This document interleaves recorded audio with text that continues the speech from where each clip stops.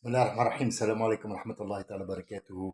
Cette intervention est pour mon ami Ryan, que je salue au passage. Et avant toute chose, j'ai manqué à mon devoir de vous dire que la paix, de vous souhaiter une bonne année et de souhaiter que la paix soit avec vous, avec vos esprits, et de revenir au sujet directement pour ne pas perdre de temps, parce que j'ai compris que le temps, pour vous, était quelque chose de sacré. Pour moi, il n'existe pas, mais pour vous, peut-être, vous n'avez pas l'habitude de voir les choses comme moi je les vois. Mon ami Ryan, tu as posé deux questions qui étaient franchement des questions qui sont vraiment à leur place, en fait. Et comme d'habitude, depuis que je te connais, euh, tu poses toujours le doigt sur la vraie question. Et ça me plaît beaucoup chez quelqu'un qui cherche à savoir, à mettre le puzzle en place. Et quand il voit qu'il y a un morceau qui ne va pas, il s'arrête. Il s'arrête. Le temps s'arrête. Tout doit s'arrêter pour savoir ce morceau que tu vas mettre. Est-ce qu'il est important? Est-ce qu'on doit le bâcler? Est-ce qu'on doit le mettre et après on verra? Et si tu le mets et tout s'écroule après? Donc c'est très important de savoir les petits morceaux de pierre qu'on met dans l'édifice, dans l'édifice, dans la construction. Est-ce qu'ils vont consolider cette muraille ou est-ce qu'ils vont contribuer à sa chute par la suite? Tu m'as dit, toujours suivant la traduction, bien sûr. On est bien d'accord. Nous parlons d'une traduction mot à mot de l'arabe littéraire à un français.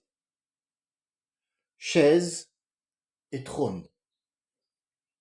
Apparemment, le Seigneur Tout-Puissant, Dieu, Rahman, Allah, a une chaise et un trône.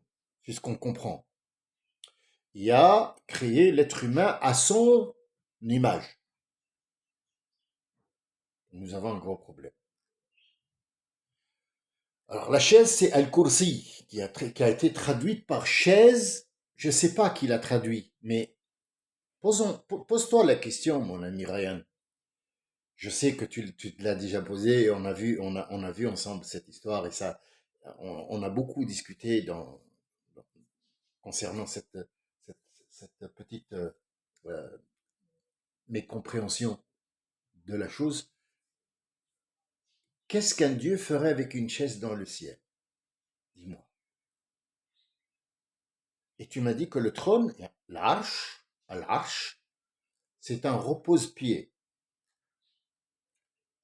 Question, qui n'est pas pour Ryan seulement. On est en train de discuter tous là, il y en a une bonne dizaine qui sont, comme dirait Jean-Claude Van Damme, aware. Ils suivent mot à mot ce qui suit. Les autres, ils n'ont pas compris, c'est pas un problème. Ça finira par arriver un de ces jours. Est-ce que ça sonne juste dans tes oreilles? Repose-pied. Est-ce que Dieu sur terre, le Créateur, a créé par exemple des oiseaux? Il y a des oiseaux qui n'ont pas d'ailes, qui marchent avec leurs pieds. D'accord? Ils ont besoin de pieds. Mais les autres oiseaux qui volent, ils ont besoin de pieds? Oui, pour l'atterrissage. Mais la plupart du temps, ils volent. Comme les oiseaux migrateurs, ils passent des semaines à voler. Hein, le courant les emmène, il n'a besoin que de ailes. Le serpent, il n'a pas de pieds, mais il se déplace quand même. Il se déplace avec une autre forme de déplacement. Mais un dieu, quel pied il va reposer sur quoi? De quoi? C'est-à-dire, il y a un autre monde où Dieu marche et puis il se repose sur un trône, sur un arche, il le met, c'est un repose-pied. Pied pour Dieu, lui donner une forme. Je crois pas que l'oreille, ça sonne juste en fait. Ça, c'est mon côté, mon point de vue. Attention, tu as le droit de penser que c'est un repose-pied. Mais qui dit pied, dit être humain. Et qui dit être humain dit que un Dieu ne peut pas créer des atrocités comme Zemmour, par exemple, et à son image. C'est pas possible. Ça sonne faux, en fait. Ça résonne mal. Ça résonne mal. Mais Al-Kursi en arabe, je le répète, Al-Kursi, on dit en arabe Karrasa, c'est-à-dire il a entouré, entouré tout le savoir de la chose. On dit quelqu'un, en arabe, je vais vous le dire, et puis après le traduire en français si vous voulez bien. On dit par exemple que moi, je vais me prendre en exemple, Karrastu hayati, karrastu, vous voyez, ça vient du mot kursi. Karrastu hayati l'elfan. Je me suis engagé à entourer tout mon savoir concernant mon art. Et je l'ai mis dans un cahier qui s'appelle Al-Qurras, dans un livret, dans un cahier, dans un manuscrit. J'ai tout mis là-dedans, mais mon savoir à moi concernant mon art, je l'ai bien entouré, encadré, je sais tous les coins, je connais tous les coins de mon art. Est-ce que tu connais la mécanique? Non, je parle de mon art. Je suis Kursi dans mon art, à moi. Mais le Tout-Puissant, il a son Kursi concernant tout ce qui se passe dans ce monde. Et le trône, Al-Arsh, Al-Arsh, si on commence à expliquer l'Arsh, on n'a pas terminé. Mais le premier effet que fait l'Arsh, ça veut dire le contrôle total de ce kursi et des autres kursis. Parce qu'il faut savoir, mes amis, et ça j'invente pas, c'est pas moi qui l'ai inventé, il y a des millions et des millions et des milliards, des millions et des milliards de systèmes solaires comme le nôtre, où il y a un soleil et il y a des astres et des planètes qui tournent autour.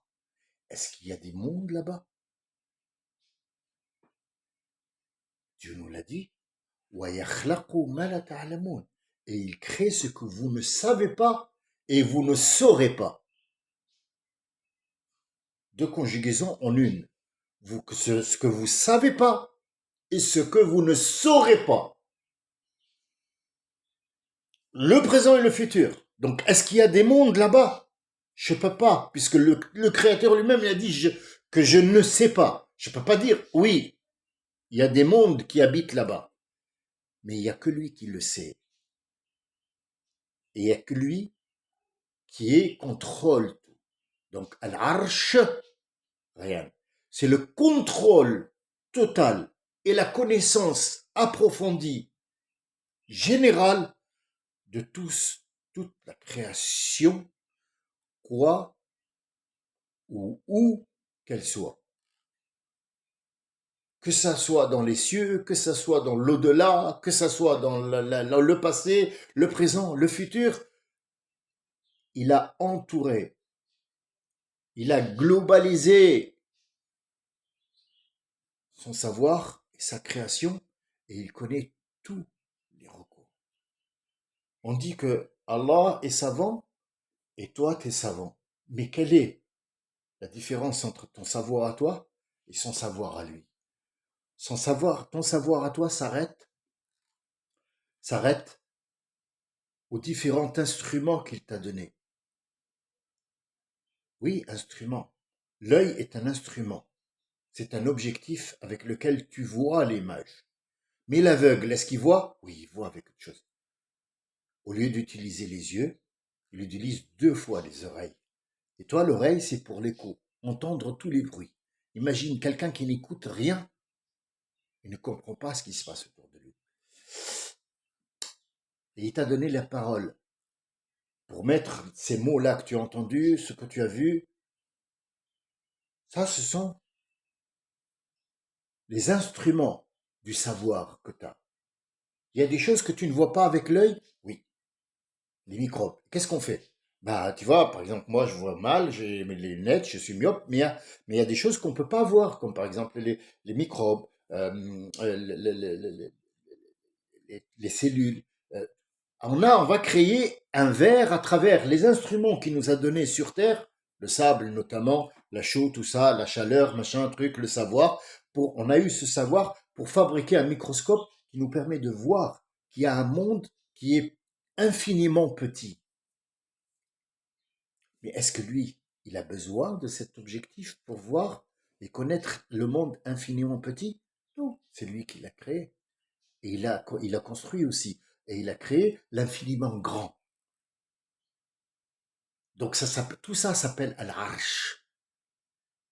L'Arsh, c'est le contrôle complet de son savoir.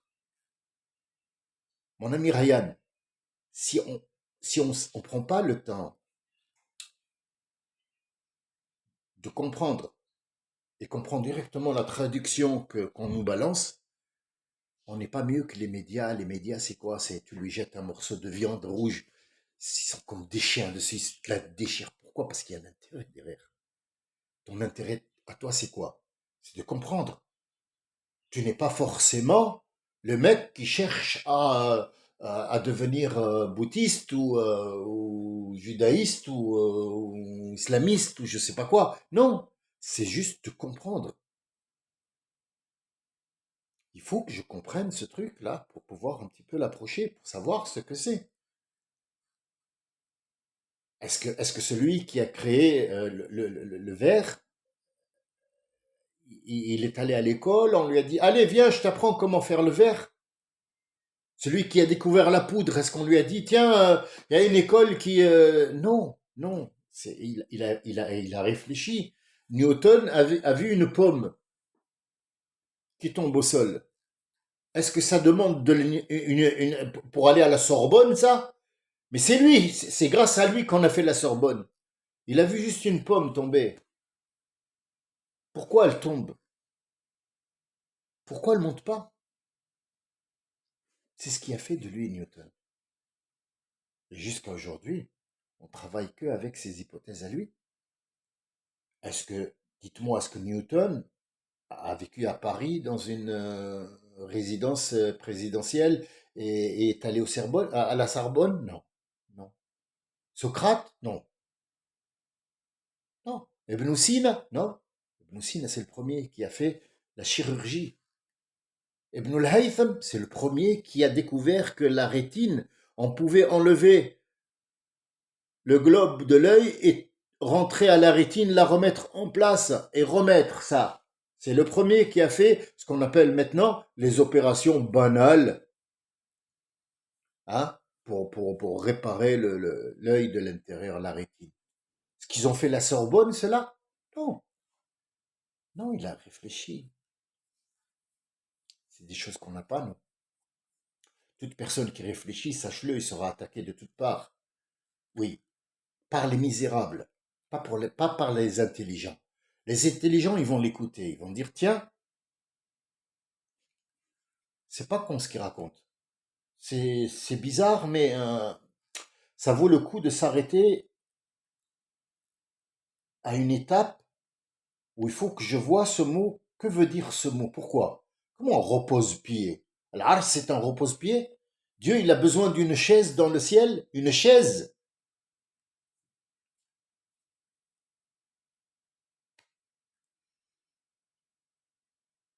Avant, ils ont donné une image jusqu'à aujourd'hui. Michel-Ange l'a fait aussi, le dessinateur. Si vous ne le connaissez pas, Michel-Ange a fait une image de Dieu comme quoi c'est un vieillard avec une barbe et plein de muscles et tout ça.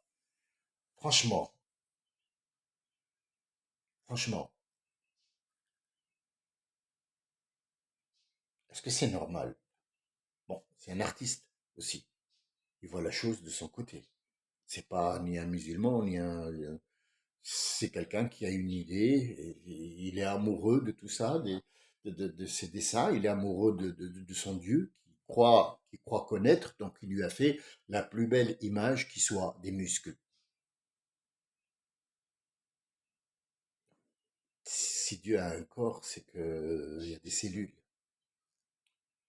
Il doit respirer, il doit voir, il doit écouter, il doit manger.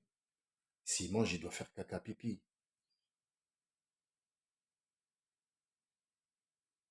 Un Dieu qui chie, je sais pas trop. Je sais pas trop. Moi, ça me semble bizarre. Après, tout ce cirque et toute cette mascarade qu'il y a dans la société, qu'on voit tous les jours à la télé, c'est tout à fait normal. C'est un lavage de cerveau pour les gens, pour qu'ils puissent pas s'arrêter à des choses comme ça cruciales dans la vie et se poser des questions dans le vrai du vrai. Euh, Exemple, on saute du coq à l'âne, mais c'est toujours dans le même sens. Euh, Quelqu'un qui aime un homme qui aime une femme ou une femme qui aime un homme, c'est pareil, hein, c'est des deux côtés. Il n'y a pas qu'un seul côté. Il n'y a pas l'homme est plus fort que la dame ou la dame est plus forte que l'homme. Non, du tout, ça n'existe pas ça dans l'islam. Mais disons que logique, on va partir du mot logique. Repose-pied, c'est pas logique. Chaise dans le ciel, c'est pas logique. C'est pas logique. C'est bureau, Dieu a un bureau dans le ciel, c'est ça.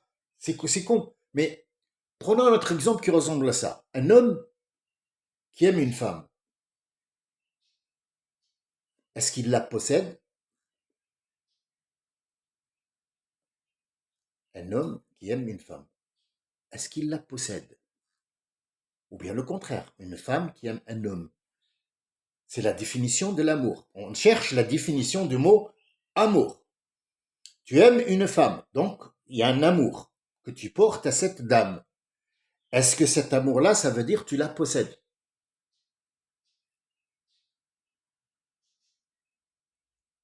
Non. Si tu la possèdes, ça devient un objet. C'est plus une femme. On peut tomber amoureux de sa voiture, oui. Est-ce qu'on peut tomber amoureux de son travail? Oui. Mais est-ce que tu le possèdes, ce travail? Non. Demain, tu seras jeté à la porte pour une cause ou une autre. Une maladie qui t'empêche de le faire. Il y a plein de serruriers qui utilisent ses doigts et qui a été atteint par la maladie des os. Il adore son métier. C'est un cas que j'ai vu. Il adore. Mais l'arthrose, il pleure. Tous les jours, il pleure. Je suis serrurier, je n'aime que ça. Mais il ne peut pas travailler. Pourquoi? Parce qu'il ne possède pas ce qu'il aime. Quand on aime, on ne possède pas. Quand on aime quelqu'un, il faut savoir le mot aimer, c'est quoi pour lui donner cet amour ou pas. Pourquoi ça fonctionne pas toujours quand on aime quelqu'un et puis après on n'est plus d'accord et puis après on divorce? Parce que c'était pas de l'amour.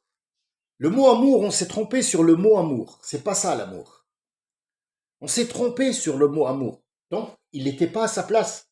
Et quand il n'est pas à sa place, tu as pris cette femme, ou l'homme a pris cette femme, ou la femme a pris cet homme pour acquis. C'est une acquisition, c'est un bien qu'elle a, au nom de l'amour. Non, non, monsieur, non, madame. Il faut s'arrêter au mot. Connaître son sens, c'est quoi l'amour? C'est quoi? C'est dominer l'autre? Non, ça c'est la domination. C'est pas de l'amour, c'est de la domination. C'est de la domination. Donc tous les mots, il faut s'arrêter, voir ce qu'ils veulent dire. Même maintenant, même, c'est pas.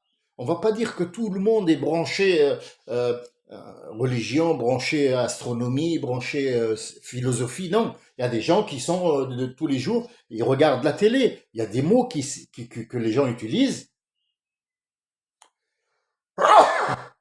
Alhamdulillah, excusez-moi. Il y a des mots qu'il faut analyser. L'analyse, c'est très important un mot. Le mot, c'est ce qui fait de toi, toi. Ce qui fait de toi un être humain. Et ne juge pas les autres. Non, juge juste ce que toi, t'as pensé. Laisse les autres aussi te donner leur façon de penser. J'espère que j'ai répondu à ta question.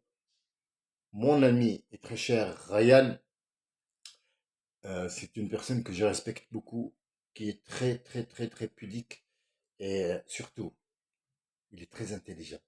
J'espère en connaître d'autres comme lui.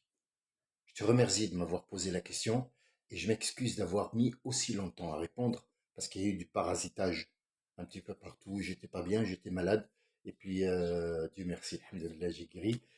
C'est Dieu qui m'a guéri. Moi, on m'a soigné, je me suis fait soigner et puis tout va bien. Il n'y a pas de souci. C'était une trop grosse grippe et tout est rentré dans l'ordre. Je vous remercie de votre attention, de votre écoute surtout et prenez-en de la graine. Je te remercie infiniment, Monsieur Ryan. À bientôt. Inch'Allah. Salam alaikum.